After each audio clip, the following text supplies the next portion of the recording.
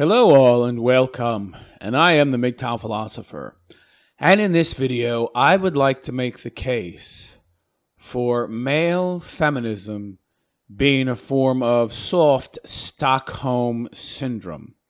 Now, what I mean when I say soft is that it's not as extreme as full-blown Stockholm syndrome where somebody's grabbed, taken hostage, every little tiny detail of their existence is controlled until they come to essentially sympathize and form a close relationship with their captor because of that. No, what I'm talking about is a softer form, but in my mind still qualifies as Stockholm syndrome. And I think you'll see that when I'm done, I will have made my case, and that most of you, if not all of you, will agree with me that male feminists are sufferers of Stockholm syndrome. Now, I'm going to make my case by doing a point-by-point comparison with the most well-known case of a Stockholm syndrome sufferer, and that is Patty Hearst. So what I'd like to do is outline her captivity and what brought her to be someone who not only sympathized but identified with her captors and became one of them, just like a male feminist does. Now, I'm not going to get into a great deal of specificity in regards to the things Patty Hearst's captors did to her that she said they did, because some of the things that they did are not part of what's required to develop Stockholm syndrome, and it would just muddy the water somewhat. So let me go over the actual original case, and I will go over some of the specifics, but not all of them, because some of what happened to her is irrelevant to the development of Stockholm syndrome. Now, what a lot of people don't know is that this syndrome was actually first diagnosed, and the diagnoses developed in Sweden. Yeah, that's right, Sweden. So let's start with a description of that, a short description of that incident. So while the term is widely known, the incident that led to its coinage remains relatively obscure. Outside Sweden, few know the names of bank workers Birgitta Lundblad, Elizabeth Oldgren, Kristen Enmark, and Sven Svafström. You're going to have to forgive me if I totally bastardize their names. I'm not too good at foreign names. It was the 23rd of August, 1973, when the four were taken hostage in the Kreditbanken by 32-year-old career criminal Jan Erik Olsen, who was later joined at the bank by a former prison mate. 6 days later, when the standoff ended, it became evident that the victims had formed some kind of positive relationship with their captors. Now, this is the key. They have to be captors of yours. So some of you might be saying, well, kids aren't captors of their parents. Oh, no? Where else can they go? Right, they can't go anywhere. Children are, in essence, soft captors. Yeah, okay, they weren't kidnapped by anybody, but they can't go anyway. You are the one who's holding them. Not only them hostage, but they are your captor in a sense. No question about that. It continues to say, Stockholm Syndrome was born by way of explanation. The phrase was reported to have been coined by criminologist and psychiatrist Niels Bejerot. Psychiatrist Dr. Frank Åkerberg was intrigued by the phenomenon and went on to define the syndrome for the FBI and Scotland Yard in the 1970s. At the time, he was helping the U.S. National Task Force on Terrorism and Disorder devise strategies for hostage situations. His criteria, now these are very important. We have to draw some parallels here between this and male feminists and their childhoods, because the majority of male feminists are raised by single mothers. Imagine that. His criteria included the following. First, people would experience something terrifying that just comes at them out of the blue. They are certain they are going to die. Now, of course, this is an extreme example, and the evident threat of death is not existent in most single-parent households, of course, but fear is. So this is just an extreme form of fear. And male children growing up being raised by female feminists, which is two or more or less the same thing, by single mothers, essentially are from a very early age going to know about fear because these people are angry.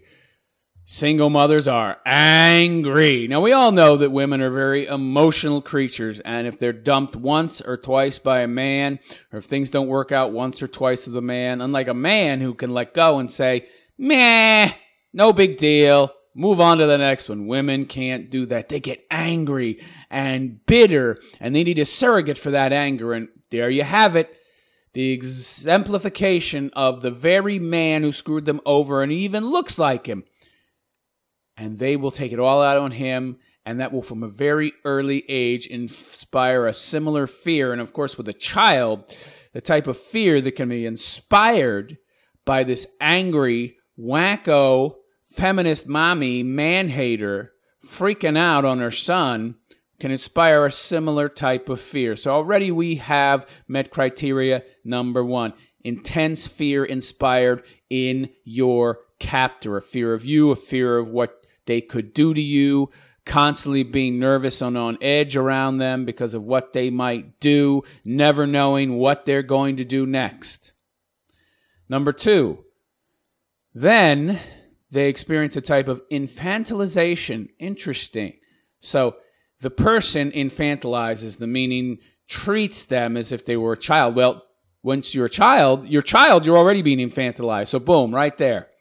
Where, like a child, they are unable to eat, speak, or go to the toilet without permission. This is very interesting. And this is why I coined the term soft Stockholm Syndrome, because clearly this is not like a full-blown case where you've been taken hostage and every little tiny movement, every little action that you make is controlled by your captor.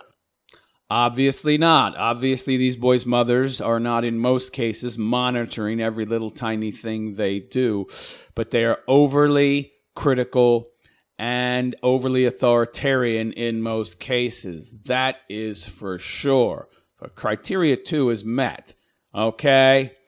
Yes, and by the way, male children of feminists, yes, do tend to be infantilized, even as children.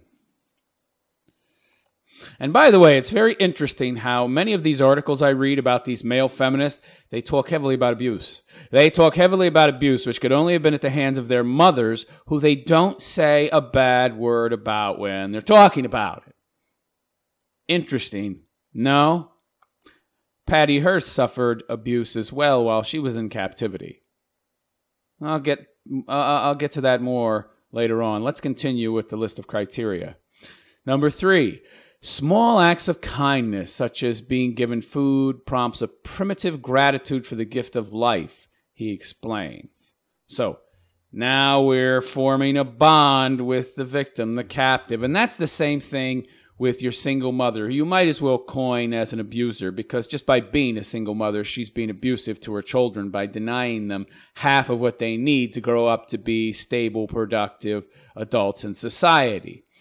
Single mothers, many single mothers are abusive, and yet they will perform small acts of kindness, okay, as a form of control, as a way of forming a bond with their child. Deprivation with little acts of kindness can form a very strong bond, a very strong codependent bond. Next criteria. The hostages experience a powerful, primitive, positive feeling toward their captors. They're in denial that this is the person who put them in that situation. Right. The captive becomes too reliant on that person for their emotional and physical well-being, to the point where that person does no wrong, can do no wrong, where they've been so deprived that any kindness that they get is 10, 100, 1,000 times more appreciated.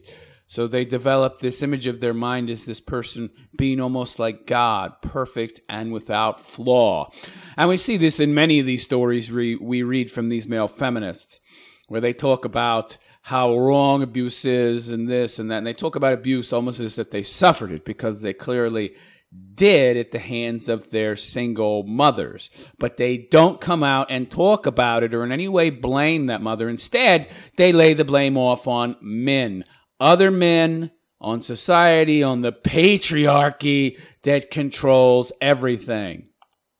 Now, let's continue with the story of the bank in Stockholm, Sweden, shall we?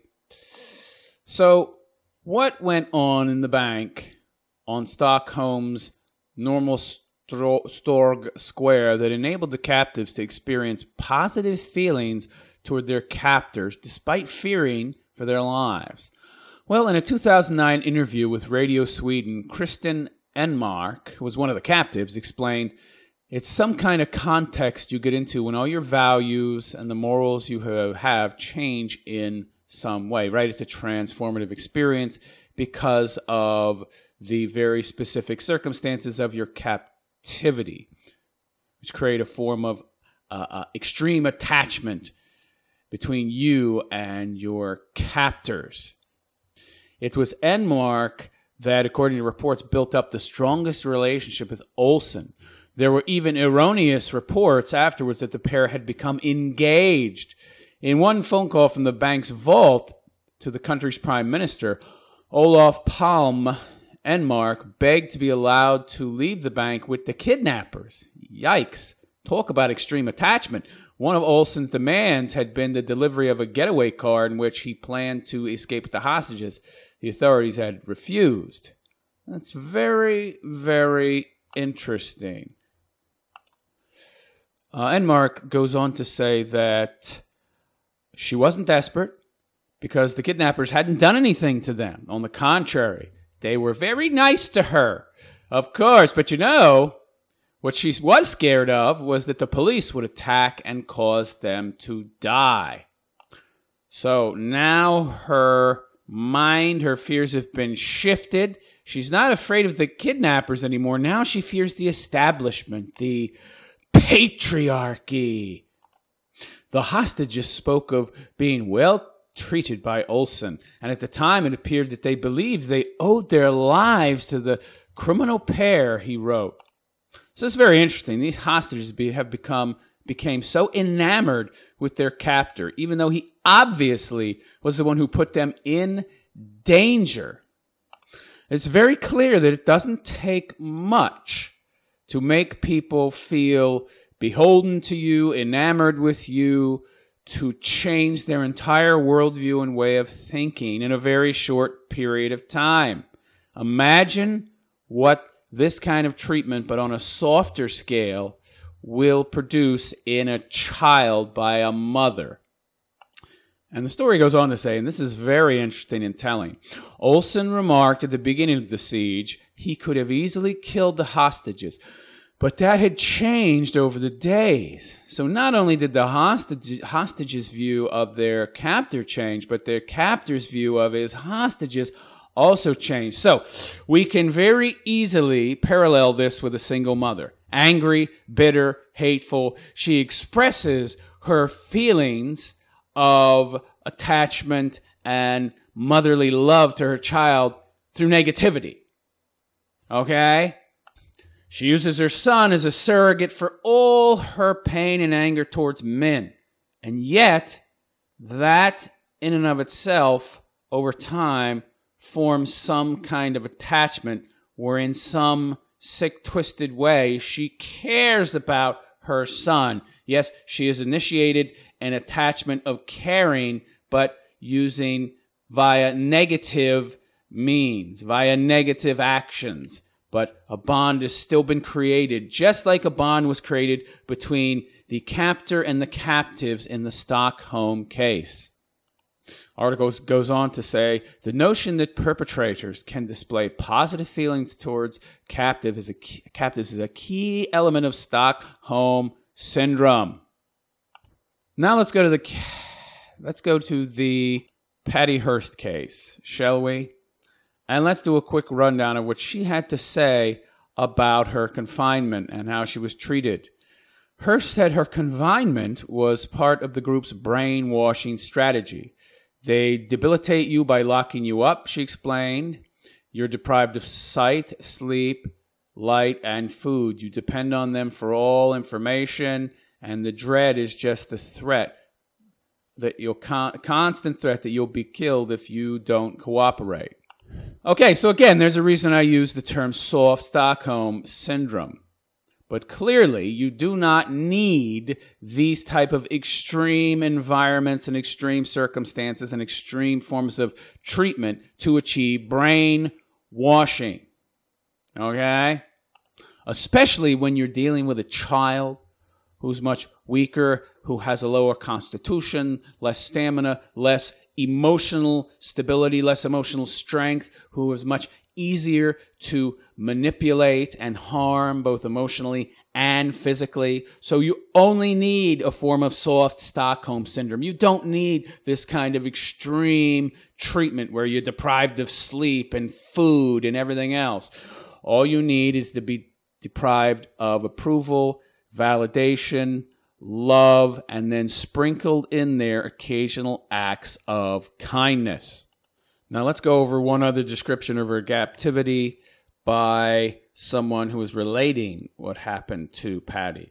During the time that Patty was held hostage, the SLA also began to brainwash her, and they set on turning Hearst into an accomplice for their revolutionary and terrorist goals. Patty was abused both physically and psychologically, and later claimed that she was isolated to the point that she felt that no one would rescue her, and that she was sexually abused by various gang members. Additionally, Patty claimed that she was constantly exposed to the group's radical beliefs and was forced to record messages that would hurt her loved ones. So that's another thing that's key. While the single mother is withholding love and affection and emotionally abusing you and possibly physically abusing you, and the emotional abuse would be in the form of neglect, would be in the form of withholding love, withholding affection, constantly saying negative things about you, constantly telling you you're worthless, just like your worthless father, your father was this, your father was that, associating you with the father.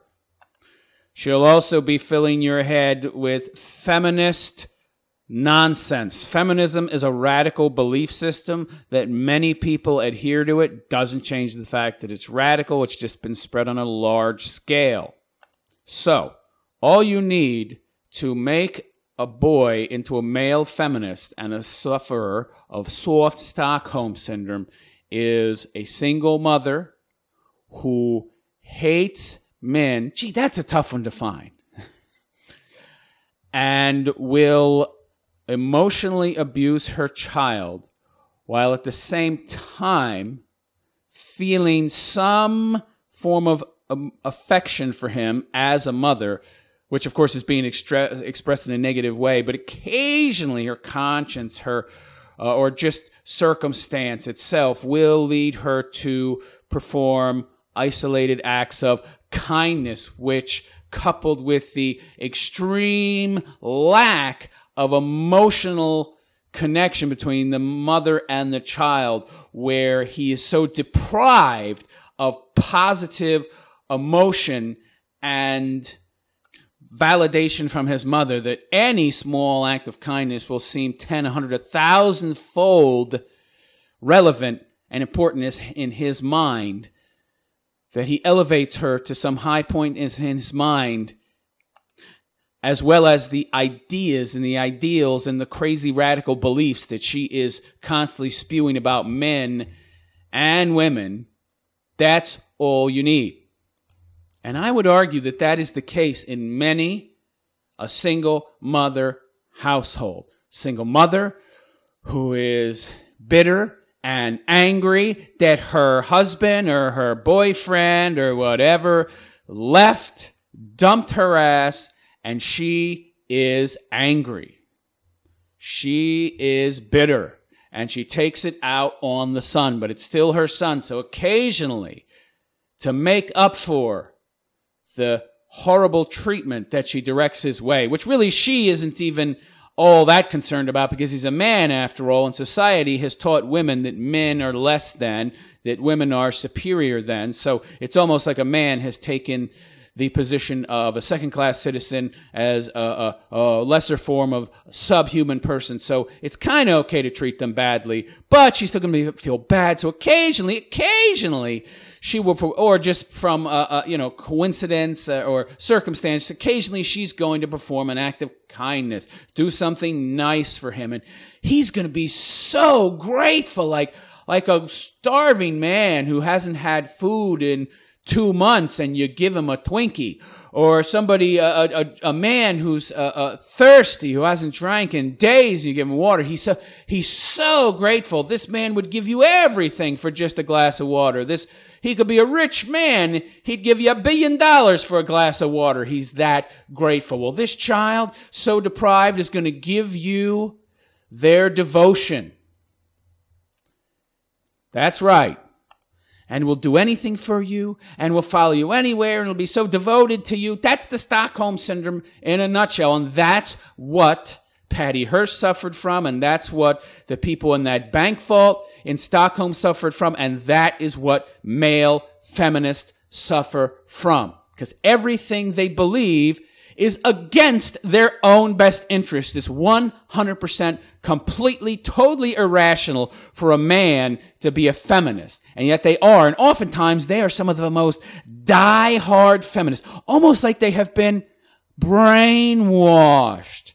That's because they have been brainwashed. Because growing up in a single mother household oftentimes is a form of brainwashing.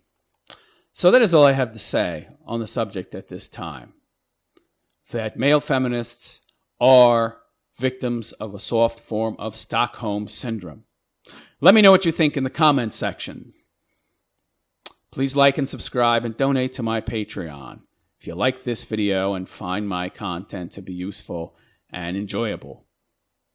You'll find a link in the description and in the last 20 seconds of this video. I am the MGTOW philosopher, and I wish you a good day. Take care.